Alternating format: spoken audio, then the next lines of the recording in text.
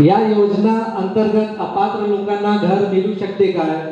बघा, SRSI योजनामध्ये जो लोक पात्र आहे त्यांनाच घर भेटणार, जो अपात्र आहे त्यांना घर नाही भेटणार।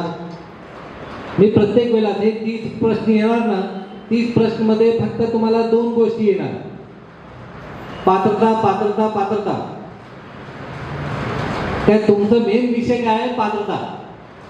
तुम्ही बिल्डर बरोबर, सोसायटी बरोबर भांडण कधी करू शकतात? जेव्हा तुमचं पात्रता राहणार। तर पहिला पात्रताला बघत आहे ना आपल्याला, पात्रता भेटलं त्याच्यानंतर निश्चिंत आहे।